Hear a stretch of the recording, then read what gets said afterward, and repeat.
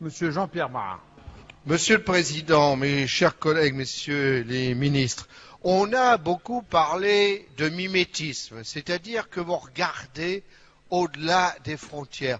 Et je vous regardais et je me disais, mais enfin, il y a quand même Monsieur Geoffroy, il y a Patrick Ollier et quelques autres qui ont la fibre gaulliste.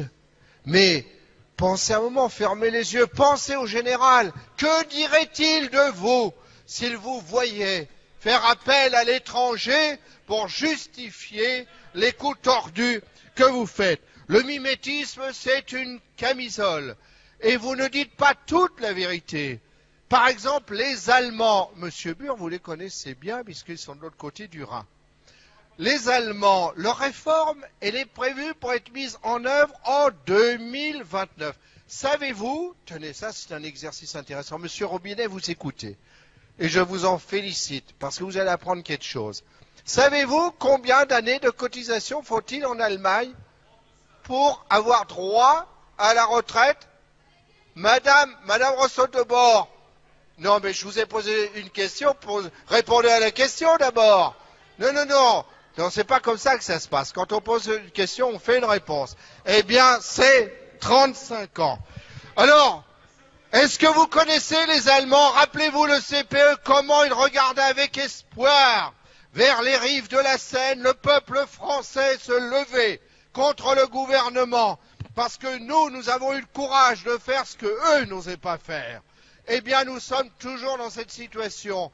Nous ne défendons pas seulement les droits des Français. Comme depuis 2 siècles, nous portons les espoirs et les valeurs progressistes bien au-delà de nos frontières. C'est nous qui donnons de l'espérance aux autres. D'ailleurs, c'est une façon de donner des perspectives à l'Europe qui, comme elle est construite aujourd'hui, désespère. Et ne faites pas injure à nos collègues socialistes en disant que Schröder était socialiste. Il est administrateur de Gazprom. Il n'est pas socialiste. Enfin, vous confondez tout. Alors, vous parlez de démographie. Madame Roig, je vois que vous vous intéressez au sujet. Cela a été dit par une de nos collègues tout à l'heure. La natalité est excellente chez nous. Et vous n'en parlez jamais parce que vous dissimulez la vérité. Et la natalité, jusqu'à nouvel ordre, ça fait partie de la démographie. Et quand vous comparez, vous savez bien que comparaison n'est pas raison, et vous péchez, Monsieur Bure, par omission, le jour du jugement dernier, vous devrez en rendre compte. Parce que, quelle est la natalité en Allemagne? 1,4 enfants par femme. En Italie, 1,31 enfants par femme. Et donc, il y a un problème, c'est vrai, il y a un problème chez les Allemands et chez les Italiens. Chez nous, nous avons une situation qui est bien meilleure. Et chez nous, il y a des richesses, elles existent. La preuve, c'est que vous les répartissez d'une certaine manière. Et vous savez, il faut faire toujours de la pédagogie, surtout que vous avez la tête un peu dure. Voilà, oh aïe aïe, comme vous dites, oui. Parce que je vous mets le nez dessus. Voilà, aujourd'hui, l'augmentation des dividendes par rapport à la valeur ajoutée. Pour ne pas remonter jusqu'à Vercingétorix, on va remonter jusqu'à l'année calamiteuse de l'arrivée de Sa Majesté impériale rue du Faubourg Saint-Honoré, où là, on était à peu près à 15% de la valeur ajoutée qui partait en dividendes. Vous voyez où nous en sommes aujourd'hui? Vous avez trouvé les sous pour mettre dans les poches des actionnaire. Regardez, en même temps que les dividendes augmentent, depuis que Nicolas Sarkozy est là, plus 700 000 chômeurs. Voilà, ça c'est le résultat de votre politique. Et c'est ces 700 000 chômeurs de plus qui permettent à Pierre Meillery de dire « mais nous donnons plus d'aide sociale ». Ben évidemment, vous fabriquez des chômeurs. Donc, la moindre des choses, ce n'est pas de les condamner à la famine comme vous seriez prêt à le faire pour certains d'entre vous. Et alors, il n'y a pas que les dividendes. Regardez les cadeaux fiscaux pour les actionnaires. Comment ils ont évolué. Eh bien, depuis que Nicolas Sarkozy est arrivé, c'est passé de 19,4 à 30,7 milliards. Ce sont des chiffres de l'ACOS et de l'URSSAF, ce n'est pas sorti de l'humanité. Et alors, les riches que vous aimez tant, que vous les défendez avec zèle, et je vous comprends, parce que vous êtes des travailleurs consciencieux. Vous avez été envoyés ici pour ça, et vous essayez d'être dignes de la confiance que les privilégiés vous ont exprimée. Regardez, les revenus supérieurs à 500 000 € entre 2004 et 2009 ont progressé de 80%. Les foyers redevables de l'ISF, dans la même période, ont progressé de 70%. Des riches, des privilégiés, il y en a, et vous les multipliez comme quelqu'un multiplia les petits pains ou les poissons. C'est comme ça que vous faites. Et voilà, tenez. Dans certains pays, on aurait écrit « Wanted ». Vous savez qui c'est, celui-là? C'est Carlos Ghosn. 8 millions d'euros son salaire. Et en même temps, 9000 emplois supprimés qui vont être indemnisés, ensuite évidemment, non pas par les actionnaires de Renault qui s'en mettent plein les poches, Madame Roig, ouais. C'est scandaleux. Mais oui, vous vous indignez parce que vous défendez les vôtres qui vous ont envoyés ici.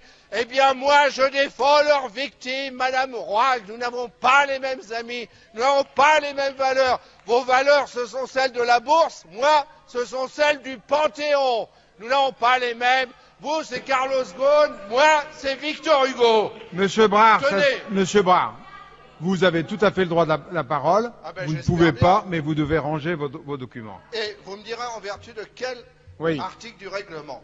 Alors, on a parlé, Monsieur le Président, on a parlé, vous savez, il faut toujours faire référence aux sages. Et l'un de nos collègues l'a dit hier, l'imbécile regarde le doigt alors que le sage montre la lune. Oui. Et il y en a dans les affaires récentes qui ont parlé de soutien des partis politiques. Et on oublie l'essentiel. On oublie l'essentiel. D'où vient la fortune de Mamie Liliane? C'est ça le problème. Et comment on l'a réduit pour partager? Donc de l'argent, il y en a. Alors, monsieur le Président, je ne vais pas vous montrer celui-là parce que je sens que ça va vous donner de l'urticaire. Il s'agit de monsieur Lagardère, dont la rémunération a augmenté de 46%, alors que le résultat net de son groupe baissait de 77%. Voilà vos amis, Madame Roig. Et je comprends que ça vous fasse entrer en transe, parce que je lève le voile de vos turpitudes.